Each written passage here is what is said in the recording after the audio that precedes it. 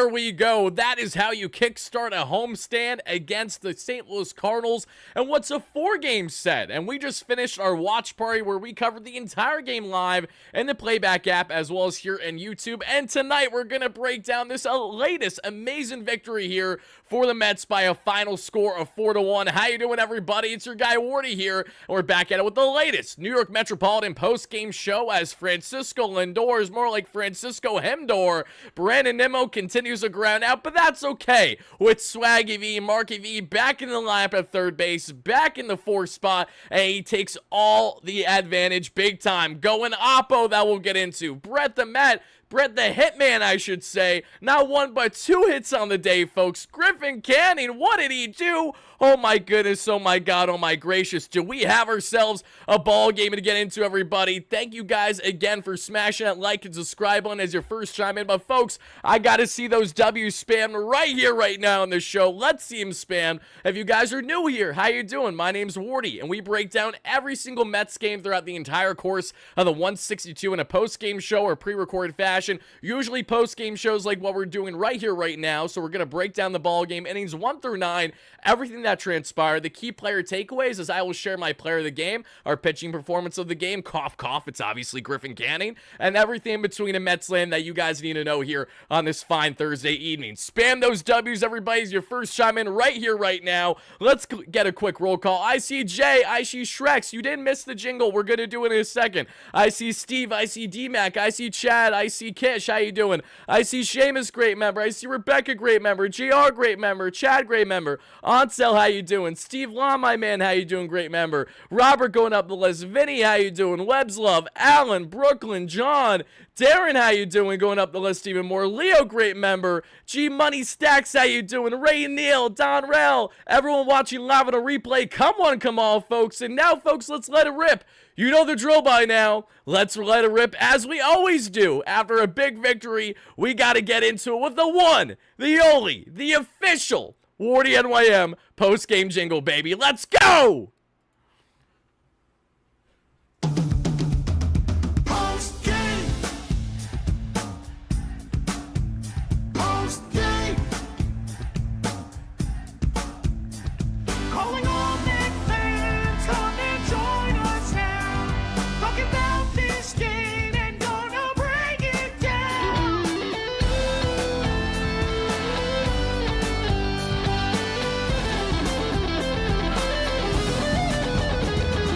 It's Mets Postgame. Shout out to my guys Greg and Jordan, as always, with the one and only, the official WardyNYM post-game jingle. You might love it, you might hate it, but regardless, it's here to stay, and you're watching for a reason. Let's get into this one, everybody, because we cannot begin tonight's discussion without talking about how brilliant Griffin Canning was in this outing. Buddy gave us Michael Jordan flu game out here, coming back from his illness. It didn't matter. It was a game-time decision as of yesterday. Gonna find out, is Griffin Canning pitching tonight or not? Come to find out, he pitches, and what do we get? The best start of the season yet from Griffin Canning. Hype me up with that, baby. What a fantastic outing for him, and we got so much to get into in this one, baby. Eugene, we're breaking it down right here, right now, baby. But before we do, I want to give a quick shout-out to my awesome friends here. Pardon me, I actually didn't mean to play that for a second. I apologize, guys. I want to give a quick shout-out here for 1 second to my awesome friends at BetUS TV, because as you guys see, BetUS TV has you covered all the latest odds, lines, picks, you name it. And right now, they have Juan Soto as the MVP at plus 1,000 odds, and Pete Alonso at plus 2,000. And with the way the both are playing right now, it should be reversed. Alonso should be the one that is the better bang for your buck. I mean, technically it is right now, but you guys get what I'm saying. When it comes to odds, Soto, it makes sense that he's plus 1,000. But for Alonso at plus 2,000, it might need to sprinkle some on that if you're going to buy a bet. I know I surely am, and regardless of what happens when the MVP, these are always fun. Check out our awesome friends again at BetUS TV. But folks, let's break down this ball game because we got a lot to get into and not too much time to work with. So, as we know, Griffin Canning was towing the rubber in this matchup, facing off against what we saw there in a soft-tossing right-hander, Andrew Palante, that we saw for, yes, the St. Louis Cardinals. And this was game one of a 4-game set between the two. Very important for the Mets to get off to the right foot. And oh boy, did they. Because as we would begin this one, everybody, in the first, Lars Nootbaar rips himself a ground out. Contreras with a walk. Donovan with a fielder's choice. And it was a good turn by Brett Baty that we all saw there. Great job by Baty, who again got the start at second base today over Luis Angel Acuna. This comes hours after Carlos Mendoza spoke pregame and stated how Acuna will likely get some looks there in center field, obviously, but they love what he's doing at second base right now, so I'd expect him to be predominantly playing there versus the outfield, but we'll see what the future holds.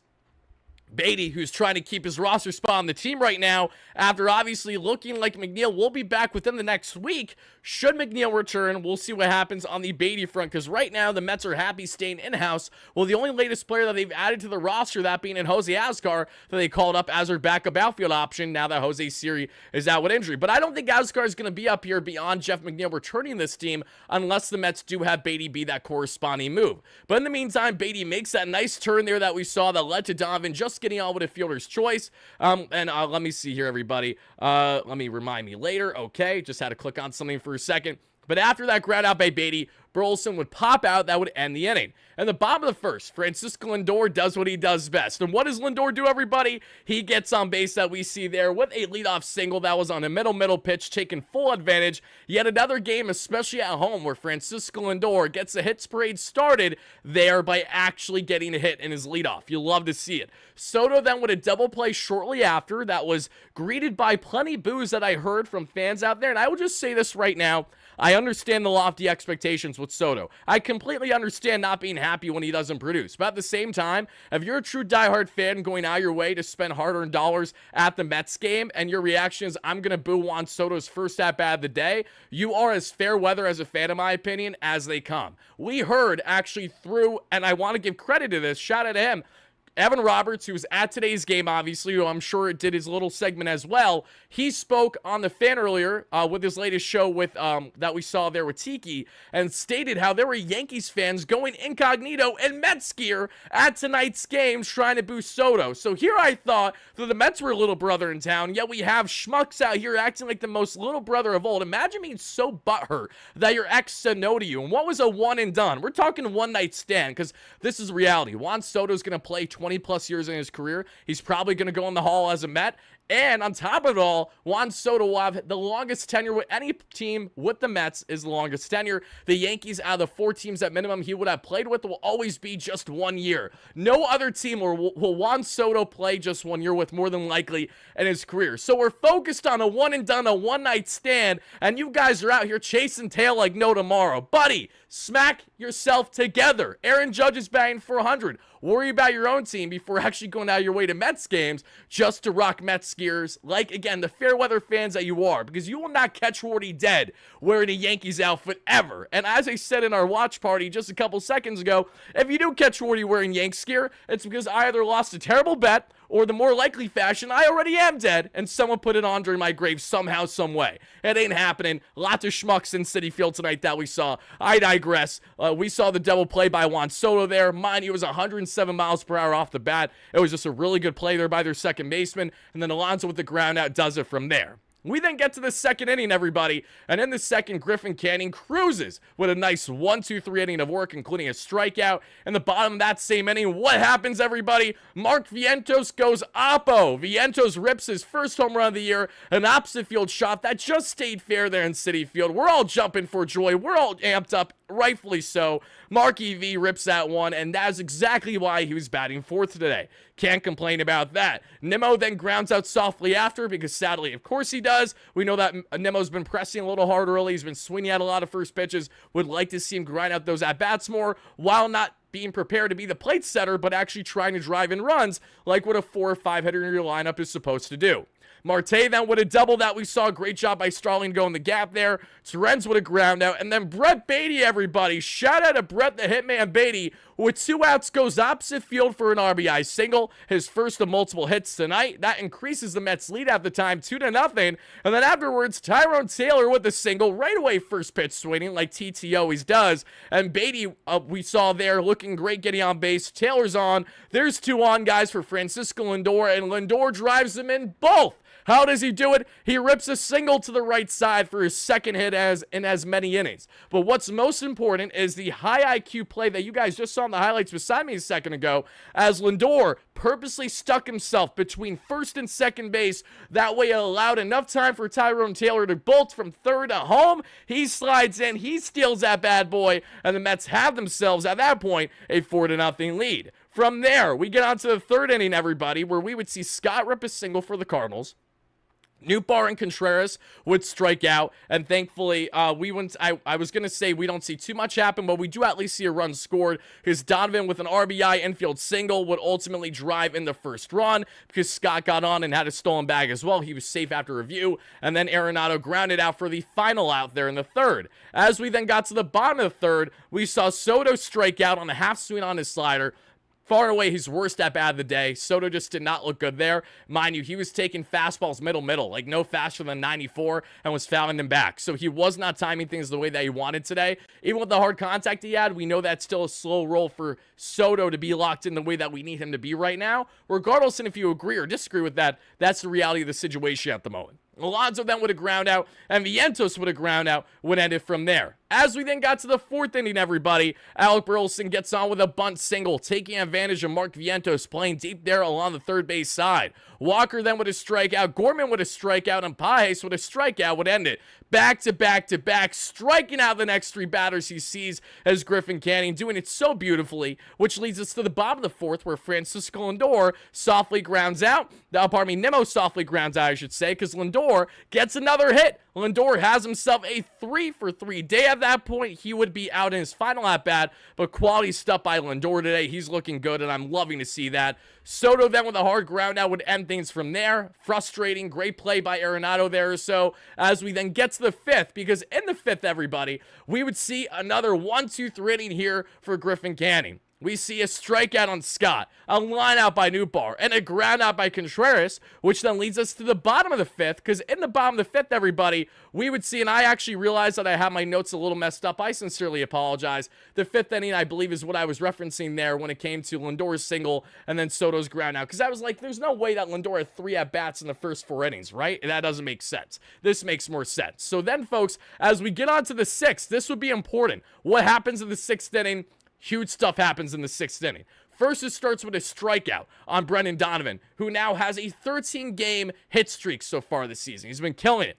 Nolan Arenado grounds out, and Alec Burleson grounds out for what was nothing short of a tremendous final line, everybody, by Griffin Canning. Everyone, come one, come all. Let's appreciate the greatness that was Griffin together, as Griffin Canning goes 6 innings, 3 hit, 2 walk, 1 earned run, 8 strikeout baseball. Now has a 3.43 ERA on the season across 4 starts. Griffin Canning in his flu game, coming back from illness, and he gives us, without question, the best start for the Mets so far this season. Dave, thank you so much for the donation. Blind Beat, you're the best, baby. Happy to have you in here. Dave with the $10 haul says, nice Met win, LFGM. I have to mention Sam Rosen's last game. Rangers won 4-0. This is a moment that will last a lifetime. I know I got to watch the replay after the fact. Crush me that I wasn't able to watch Sam's final broadcast today, but there's good reason, because we're doing work here on the WardyNYM platform and loving our Mets. I will definitely check that out, though. Dave, thank you so much for the donation. You absolute beauty. We're happy to have you in here. And Griffin Canning is proving everyone wrong, especially after his last start against the Athletics, where I really didn't think that he looked too great,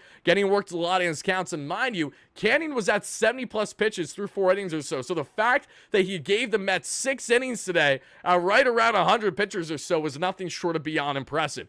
Griffin Canning, everybody, that is your final line, but what we got from him on the arsenal, I think, is important too, because out of the 6-pitch mix that he utilized in this one, 44% was with the 4-seam fastball. He topped out 95, he sat 94. Interestingly, with the fastball in particular, we saw that have some late bite to it. That really stood out a lot to me when we evaluate Canning in this one.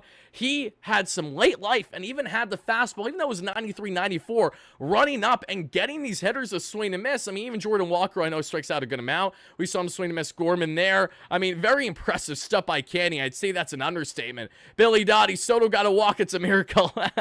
Thank you for the donation. I appreciate that. Zelda, how are you? Happy to have you in the live show. As you guys first chime chime in. Smash that like and subscribe as you come in. It really does mean a lot.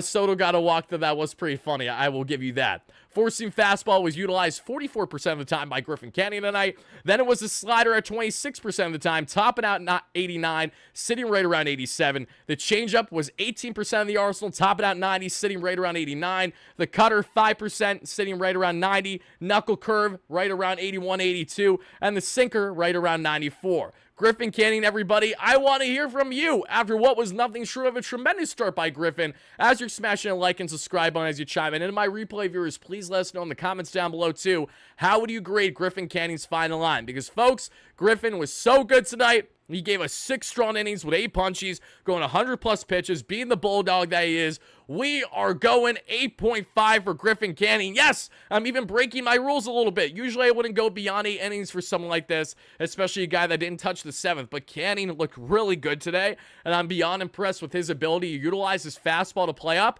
And the slider initially was missing, but then he got it to work, and we saw that nice bite on it. But that four-seam fastball, that mind you, he threw on average 60% of the time last season. He was giving up meatballs. Big time. He was batting practice for what felt like everyone in the American League. So how is he not batting practice here for the Mets? And the big difference, and I want to shout out Rebecca in the chat for noticing this because it's true. Look at how Canning went about these respective at-bats against the Cardinals. A lot of these pitches were really down in the zone, had some meatballs every now and then, but when he did, they were either swung right through or they were taken there by the Cardinals because maybe they weren't expecting it. Maybe it was after a 3-0 count and they're trying to work themselves back. That being in Canning, you normally don't swing 3-0 unless you get green light from someone there in the dugout. So Griffin Canning, I thought was beyond impressive. I'm giving him an 8.5. That was a really sharp outing. And for him to also have that play there, bobble back that we have in the highlights, just shows you the athlete that he is. This is the same Griffin Canning that was cut by the Braves before really even given an opportunity. What is one man's trash is another man's treasure, as the Atlanta Braves still sit how many games below 500? While our New York Mets are now 12-7 at least on this season throughout the first 2.5, 3 weeks. So we'll take that, baby. Shout out to Griffin. What was nothing short of a fantastic 4th start for the Mets this season. As we get back into this one, everybody, we go on there from the 5th inning and the 6th inning where we saw Griffin Canning look beautiful. As we continue to break this one down, in Francisco, thank you for the $10 holla. I appreciate that. How about a captain? I love it, baby. Being a player coach while getting on a rundown on purpose to get another run in Little League plays, work in MLB, they do. Especially when you have the high IQ that Mr. Smile himself and Francisco Lindor certainly has. I couldn't agree more, my friend. Thank you so much again for the donation. I greatly appreciate that. But Lindor, who was just named team captain for Team Puerto Rico and the WBC for 2026, is looking like a captain with that mentality, an MVP mentality, by playing the ball great. Let's look at these highlights together, everybody. Look at him running between first and second. He's telling Tyrone to come home, and Tyrone scores easily. Love to see that. Great work there by Lindor. And we've seen this from the Mets and by Lindor in the past. This isn't the first time, but it is the first time this season that we've seen him do that. Irv Wallace, my man, happy to have you in the live show, baby. We appreciate you greatly. The Mets in the bottom of 6, they would go down in order. As Alonso strikes out, Vientos would ground out, and Nemo would fly out. Reed Garrett would have himself a pretty worked 7th inning. He would get out of it unscathed, but it did take himself north of 30 pitches. Jordan Walker would fly out. Gorman then would walk. Paje strikes out after a lot of hacked away foul pitches. And then Victor Scott II would fly out there to end in the 7th. After that 7th inning stretch, the Mets get set for the bottom of the 7th. And what happens with 2 outs after Marte and Torrens do nothing? Brett Beatty steps up yet again. Brett the Met, folks. Brett Hitman Beatty is what I got to call him. Not Brett the Met. Hitman I love a lot more. Beatty rips one to the right side. A double in the corner. That gets him to second base. His 2nd double of the season. His 3rd extra base hit overall this season. And the best part, Brett Beatty pulled a baseball. His first hit was an opposite field 2 RBI single. His 2nd was a double rip to right. And you absolutely love to see it. A tremendous job by Brett Beatty in this one, everybody. And from there, we would see Taylor line out for the final out of the inning on first pitch, which then leads us to the 8th inning. And the 8th, A.J. Minter comes in, and right away, first pitch swinging lefty Lars Nootbaar, and he grounds out right back to A.J. Minter. Thankfully, A.J.'s okay. It went right back to him, not a problem. Contreras then with a fly out. Brennan Donovan with a line out. It's a nice, clean inning of work there for A.J. Minter with that cutter, continuing to work brilliantly. Former foe, now friend here from the Atlanta Braves. Yes, and we're almost at 100 likes. Thank you guys kindly for that. If we could get to a 200 plus by the end of the live show, would really mean a lot. If you guys can't, that's fine too, no worries. But again, I appreciate you guys greatly for going out of your way to chime in live, and I'll replay right here, right now, as the Mets took this game 1 of a 4-game set, and the first game of what I believe is a 7-game homestand, at least, between the Cardinals and the Phillies. Love to see them get off to the right foot the way that they did in this matchup. Alex, thank you so much for the hype on the likes in the chat too. Does mean a lot as always. As we get on to the bottom of the 8th, everybody, here comes Mr. Juan Soto. Soto got himself that walk, a 4-pitch walk. Alonso would then fly out, and Vientos would ground out, which sets up Edwin Diaz for the 9th inning. And as one can always expect, Edwin Diaz needs to face that first batter at least to start to get in a groove. He's going to be a little shaky. He walks Nolan Arenado, then he strikes out Alec Burleson, then he strikes out Jordan Walker, and then he gets that key ground out from Nolan Gorman to Alonso, plays it himself, and the Mets go on to win this one once more by a final score of 4-1. Billy with the $5 holla, thank you so much. Salute to Sam Rosen, one of the best voices I've ever had the privilege of listening as a Rangers fan. I've went through every emotion imaginable with Sam Rosen covering the Rangers in my lifetime. It's a damn shame that he's no longer going to be on call, but I understand it. I'm really excited to see Mr. Kenny Albert lead the way, because Kenny Albert is without question one of my favorite voices in sports today, specifically New York sports, and his diverse ability to not only handle hockey well, NFL well. I don't know if he dabbles much in baseball, but Kenny has done a tremendous job, and I'm really excited to see him step in the shoes of Sam to pair with Joe Micheletti there on MSG beginning next season. Billy Dottie, thank you for the donation. He says, I wonder who is the odd man out when our rotation is fully healthy. The pitching lab might be the best investment Cohen made the past few. Oh, 100%. The pitching lab is really important. And as of now, when Montas and Manaea come back from injury towards the end of May, early June, as things are currently aligned, it appears that Tyler McGill is boxed out of the rotation because you can't justify being Canning. Canning has looked better between the two, and McGill needs to provide some stability. And the best part, though, everybody, is that even with Montas and Manaea, when they come back, the Mets are still going to roll with a 6-man rotation, obviously. So when that happens, they're still going to have a lot of length with their starters, and hopefully that's going to help stretch them out, give them proper rest, and that way we can get hopefully more on the 6, 7+ inning outings, and less of this nonsense of just getting 4, 4.2, 5 innings. Like, for Canning to go 6 today at just over 100 pitches, I can't emphasize enough how important that was to not only help save the bullpen, but to really help this Mets team when they have a stretch of games right now when there's no off day. So take advantage of that. Shout out to Griffin Canning. What a great job it was by him today, everybody. But let's talk more on the Mets offensive takeaways. And let's start with Mr. Smile himself again and Francisco Lindor. What a day for Lindor at the plate. 3 for 4 with the RBI. He's now up to almost a 270 average and a just under 700 OPS. For Francisco Lindor, who couldn't even bat from the left side at this point last season,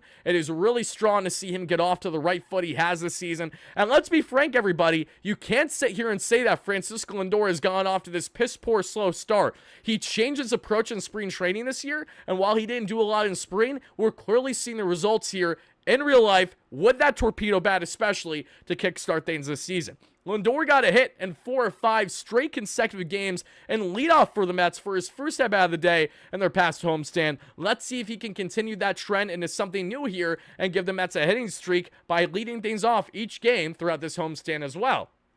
If Lindor gets a hit tomorrow in his first at-bat, he's going at least the first 3 games with a hit in his first at-bat. I'm calling it. Anthony in the chat says, Francisco Lindor, you said it, baby. He is a GOAT. He's our captain. He's our MVP, and he's playing like an absolute stud right now. Don't buy into the fact that it's a 700 OPS. It's going to get up. He's going to be between 800 and 1,000 OPS throughout the season with his ebbs and flows like any other batter, and hopefully Lindor just gives us more of what we ask, which is for him to be a stud at shortstop, eliminate those errors, and hit for all fields the way that he's doing right now on both sides of the plate, both righty and lefty. Francisco with another donation, this time a $5 holla. Great member. Thank you, Francisco. Francisco says, and no, not Lindor, but I believe his last name's Rodriguez. It's cut off in the chat, but I'm going to assume it's Rodriguez. Francisco states, does anyone really know where Sugar pitches where his pitches will end up? Not even him. Looks like Mendoza's getting stressed out with this. Oh, I'm sure Mendy is, because again, every time Diaz is out there, he's a bit of a wild thing. Like the first batter he faces, cue Vince Vaughn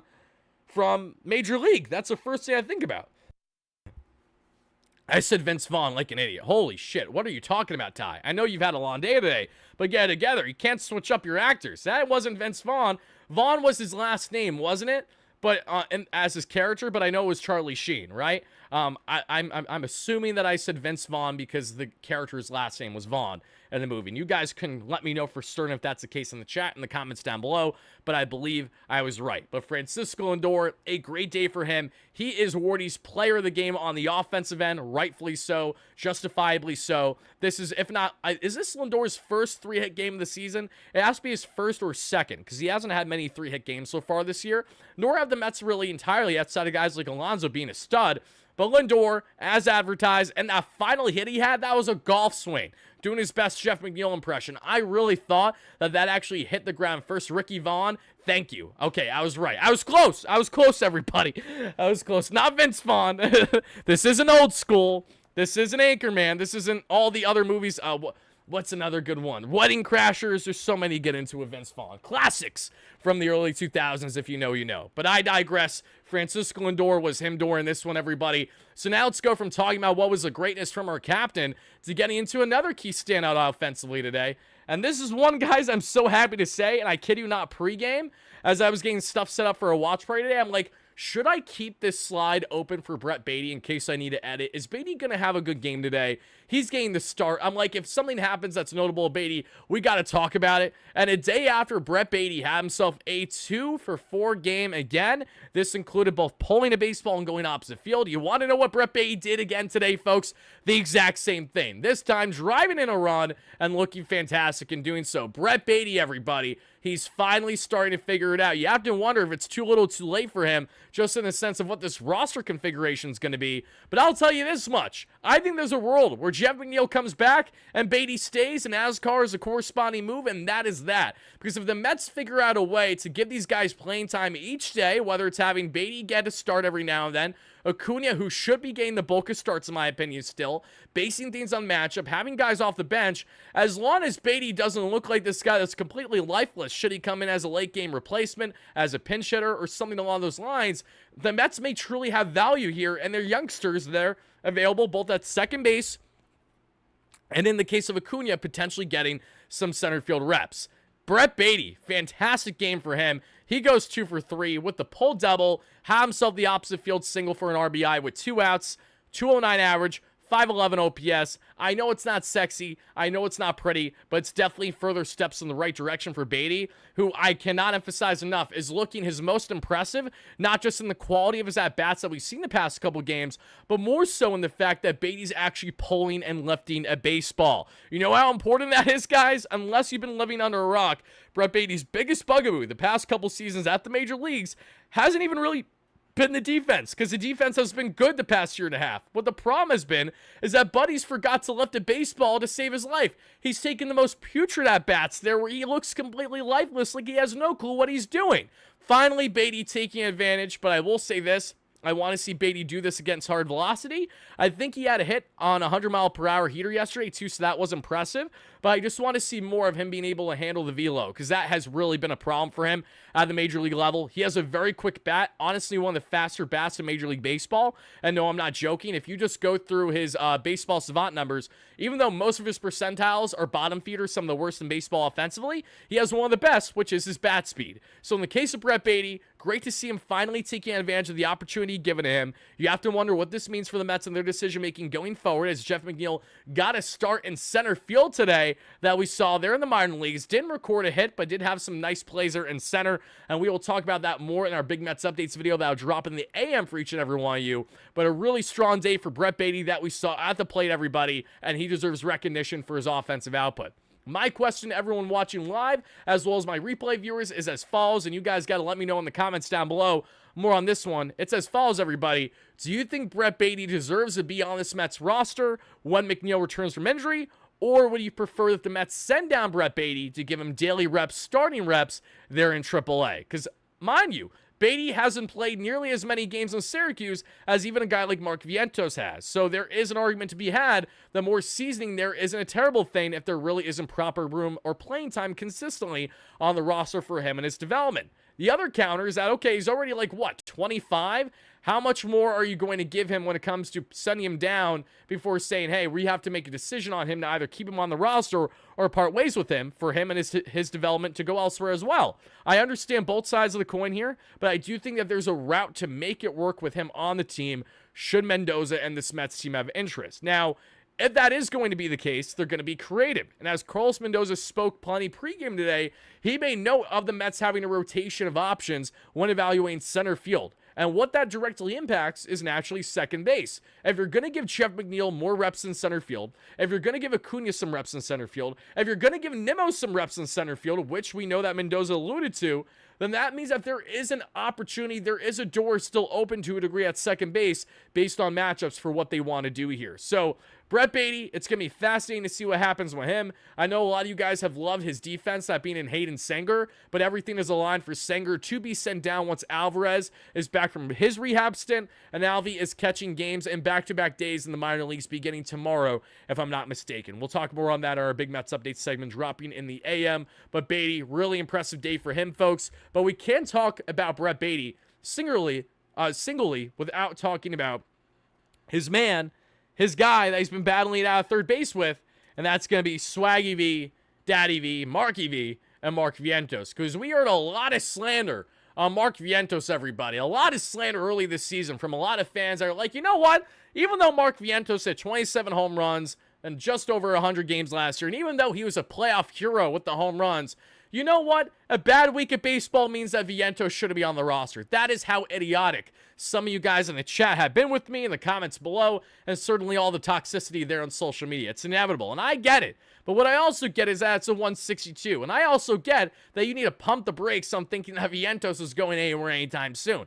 He's our main third baseman. We don't have better options offensively right now. Defensively, Baty's a better one. Offensively, it's Mark's job to lose, that we know. And this is an important year for Vientos to prove his worth there consistently at not only the hot corner defensively to work on his game more, but offensively to show that last year wasn't a fluke. He's being attacked harder than last year. Pitchers are being more strategic in how they go about his approach because he's a very good hitting third baseman. But as Vientos got all that one for an opposite field bomb that just stayed fair there, just right by the Cadillac Club, that I had so much fun, even though the Mets got cooked the last time I was at a Mets game, just in their past homestand, the 5-0 loss to the Marlins. Mark Vientos is looking fantastic. And no, I'm not showing a player graphic for him because he only had that one hit. It was just the home run. And I was also speed running this, and I was editing everything during our watch party live on playback and on YouTube. So bear with me as I'm doing a million things at once to make sure I get this set up ASAP for each and every one of you. It's not how you start, it's how you finish. Absolutely easy. You said it best, baby. Blindbeard in the chat, thank you so much for the $2 holla. Blindbeard says, I throw a bowling ball faster than Baty's bat. You're not wrong. You're not wrong. For those that don't know that joke, Blindbeard is in fact legally blind, but he can see to a degree. I went bowling with him before in Port St. Lucie earlier this year, and Buddy chucks it at least 30 miles an hour and had a strike falling down in the first ball they threw. I still can't fathom it. I don't even know. You guys know the meme from the Matt Damon movie when they're looking like in the room that they're in, like this government room, and they see Matt Damon on screen, and then they're like, oh my god, it's Jason Bourne. That's how I feel with Blindbeard every time he goes up to bowl. You would never think that this man would go out and be what he is, but he's a stud.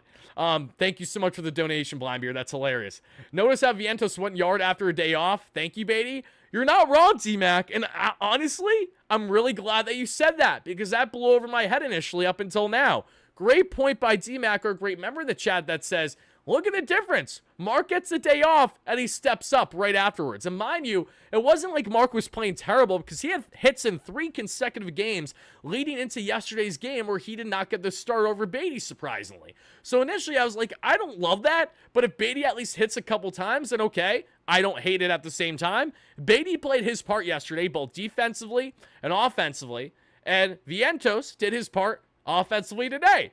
As long as everyone's contributing when you're in the lineup, it's really hard for a talking head like me, your guy Wardy, to nitpick it when things are clearly working, right? So in the case of Brett Baty, what he did today, tremendous job by him. Mark Vientos, the same exact thing applies, everybody. And now the Mets find themselves in a great position where they're 12-7 on the season and have a chance to secure a Game 2 victory tomorrow with David Pearson towing the rubber. Now, as we get back to our main slide here, everybody, to expand more on the ball game, how did the Mets fare with runners in scoring position for a change? Folks, finally, and I know it's not a great sample size, but finally, the boys batted at least 500 there with runners in scoring position. They went 2 for 4 and left just 3 on base that we saw. Reed Garrett, AJ Minter, Edwin Diaz. Let's break down how their velos were in this matchup too, like we typically do. We did that with Canning, so it's only right to do that now with the relievers. Reed Garrett had the cutter, the sinker, the splitty, the four-seam, and the sweeper working. Cutter was 38% of the time, sitting right around 91, topping out 92. Sinker, 34% of the time, was sitting 96, topping out 96.5. Splitty, 10% of the time, topping out 89, sitting right around 89. Sweeper, 10% of the time, between 86, 87. And the four-seam that he threw just twice, right around 97 to 98 miles per hour. When we look at AJ Minter, AJ had the four-seam and the cutter working. Four-seam sat 95. They threw 56% of the time. And 44% of the time was the cutter. They sat right around 91. Great job there by AJ Minter. And Edwin Diaz, who again, of course, had to walk Nolan Arenado to begin the day, thankfully made up for it thereafter by getting some big punchies and a key ground out to end it to Alonso. Forcing fastball, he threw 61% of the time, topped out 97, sat 96. Velo was slightly down, but nothing concerning. Slider, we saw topped out 90, sitting right around 88 as well. And that's what we got from Edwin Sugar Diaz and from this Mets pitching staff. As the Mets, as a collective whole today, they out-hit the Cardinals 8-3. And had an expected batting average of 334, so the Cardinals 163. That's notable because the Mets actually had an expected batting average of well over 300 in their loss to the Twins yesterday. But between Harrison Bader, Robin catches on Tyrone Taylor, among others, and that great infield defense that they had to a degree, that is what led the Twins to their victory. And of course, the Mets just not hitting a lick with the runners in scoring position. That continues to be their bugaboo. Beatty versus Acuna start raking. Oh, seriously. We've been having this Beatty-Acuna debate for weeks now, leading into the season, and as the season has begun. We just talked about it in our latest video that dropped in the AM today with special guest Samantha Croston, that some of you guys know, that she is the co-host of Why My Mets Fan podcast. Great girls. They do a fantastic job there covering the Mets and sharing their own point of views, which I think is very different than a lot of other people in the game today, in the podcasting space specifically. And she does a great job as a sports director there for a local news station in Syracuse. I had her on for a segment earlier today to check out as we talked heavily on the prospect front, including guys like Brandon Sproat and Drew Gilbert. We got into quite a good conversation on Acuna Beatty, who makes more sense and why. And since that conversation has happened, the Beatty talk has already aged a little bit like milk just because of how much he's playing better the past 24, 48, 72 hours. So check out that segment, everybody. We had a lot of fun with it and talked about a lot of other miscellaneous topics that are not centric from the Mets game itself, like we drop every single morning for each and every one of you. Oh, Don, I apologize if you despise ads, my friend, but please know that the ads are automatic. I don't control them. And secondly, they help support the channel a lot. Without ads, without sponsors, I can't do this every day for each and every one of you because I can't commit to it fully because we're not making enough income for this to be my daily thing. That's the reality of the situation. So I apologize if 30 seconds to a minute is a pain in the ass for you, but at the same time, I think people can bite the bullet when, one, there are a lot of people that premium that avoid it, and two, if you just have to go through it, it's not the end of the world. I think you're going to get through this, and I appreciate, again, you taking the time to go through it, even if you're not a fan of it, because I've had people go out of their way to say, hey, Wardy, I hate ads, but I purposely run them for you because I know it helps support the channel. So everyone that does that, thank you so much. I appreciate it. But guys, as we continue breaking down this victory for the Mets now, they are 4-1 on the season. Let's see if there's any key remarks that were said by Carlos Mendoza or anyone else pregame to share with each and every one of you.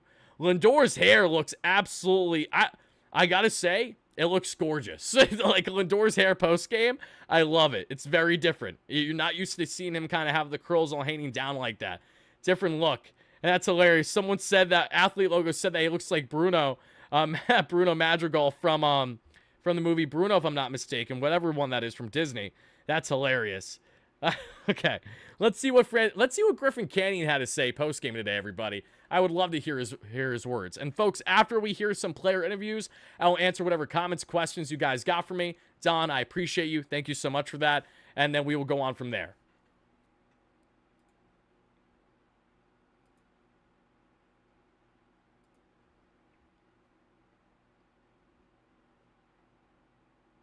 And after I play a couple clips, we'll cut it off for people on replay, but we'll still run the show probably till right around an hour. Here's Mark Vientos. Let's start with Mark.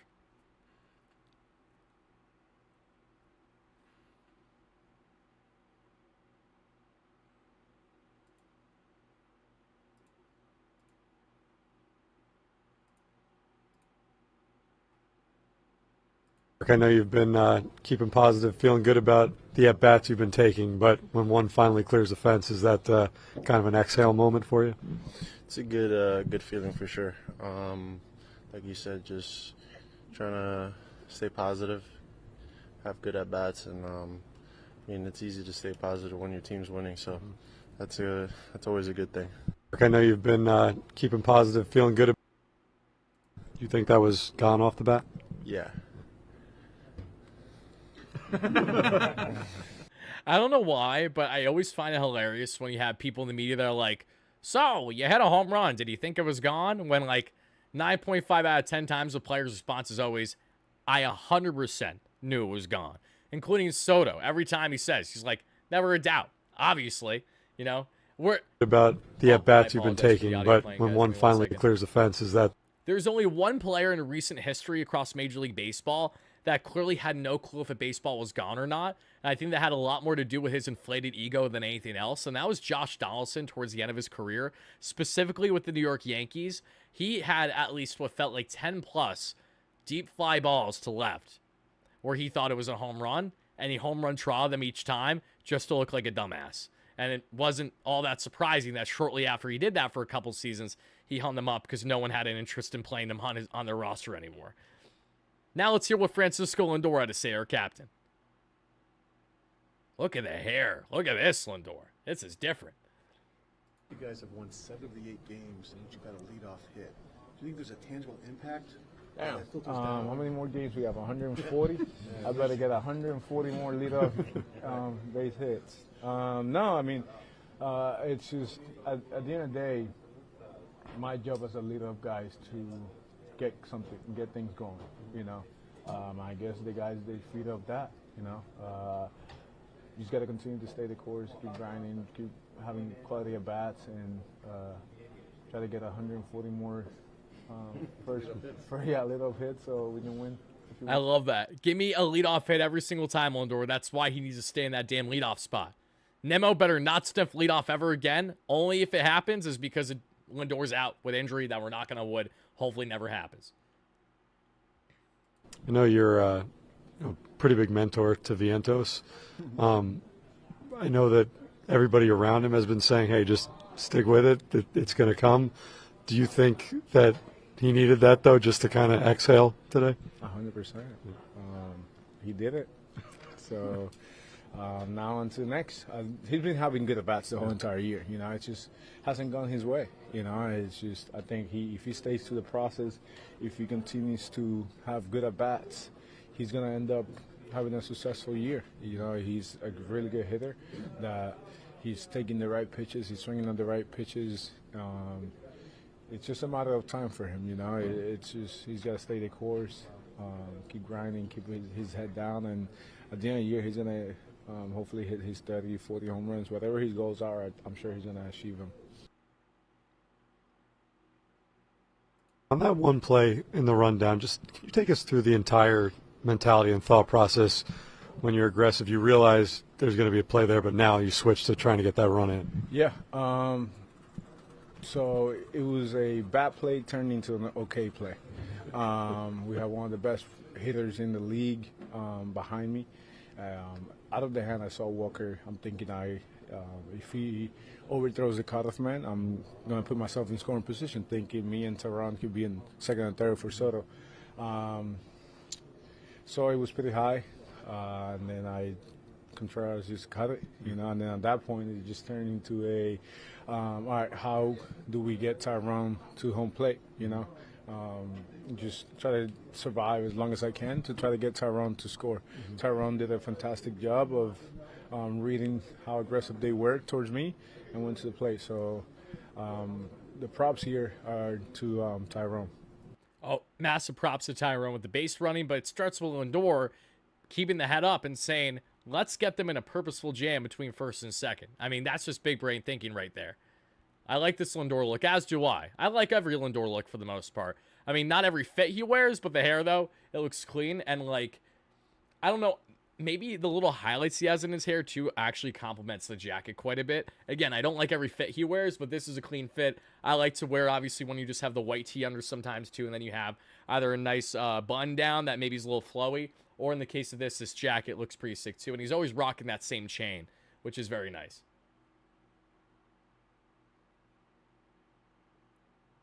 That you had with Jeremy Hefner. I'm curious in the spring, early conversations that you had with Jeremy Hefner, maybe being open to ways that he could get the best out of you. What were those conversations like? Yeah, I mean, it was kind of leaning on my best pitches, the slider and the changeup, but I'm really happy about tonight. I threw some cutters to lefties towards the end of the game, threw a couple curveballs. So I feel like tonight is kind of the blueprint of, in an ideal world, obviously it matters kind of the approach that the hitters and the other team are taking against me, but tonight is how I want to pitch. So I like that Canning said that tonight is the way he wants to pitch, but I do think he's going to have greater issues in the future by the heavy fastball usage. It was brilliant today, and how it worked against the Cardinals lineup that's been hitting pretty well to start the season. So he did a great job shutting them down, but how Canning pitched today against the Cardinals, I don't think is going to work against some of the more contending teams that we'll see this season. It's going to be a trial and error. You're going to have to go through these processes and figure it out. And even if he gets rocked, then he's like, okay, now I know. He'll just have to learn it that way. But to his point, it depends on matchups. But obviously, this is something ideal that he would like to get into more. Can I talk about Soto? Absolutely, Jay. We'll talk about Juan a bit more here in a second. Rely heavily on the slider changeup early this season. Went back to heavy fastball usage today. What made the fastball in particular so effective tonight? Yeah, just kind of felt like they were sitting off speed, so felt like the fastball had pretty good life. So yeah, just kind of rolling what was working and on the same page as Louis back there. So yeah, thankful for him to be back there calling a great game. Shout out to Louis Terens for calling a great game, as Canning said. Shout out to Griffin Canning for what was his best start as a New York Metropolitan yet, and hopefully it's only up from here. And shout out to each and every one of you who have been watching this live on a replay, folks. We are now going to cut this off for our replay viewers. My replay viewers, I apologize. I just know that you guys don't like the shows usually too much longer than this because you're watching more of a recap reaction than you are, focusing on other things after a game that transpired 2.5 hours worth. So I understand not wanting too much length there. For all my live viewers, we're going to continue on the live show for another 10 to 20 minutes so I can answer whatever comments, questions you guys got for me. We're going to continue the Juan Soto discussion for sure. But all my replay viewers, this is where we're going to cut things off. So in the case of Juan Soto, what I will say is this. Obviously, his approach has not looked the most ideal. He had some bad luck today. He had 2 really good batted balls that sadly were just handled greatly by the infield that should have gone out for the most part. And I expect Soto to still have a strong homestand. I expect Soto to hit his first home run, if not multiple home runs, throughout this homestand at Citi Field for the first time in a Mets uniform. And I expect him to change and hopefully end this narrative that was created by the media with him missing Judge and all this nonsense that Yankees fans are just hoping and praying would be the case because they're still sore losers with the X walking away. Thank you guys again. For our live viewers, let's continue. For our replay viewers, this is where we're cutting things off. Let's go Mets, baby. Peace out.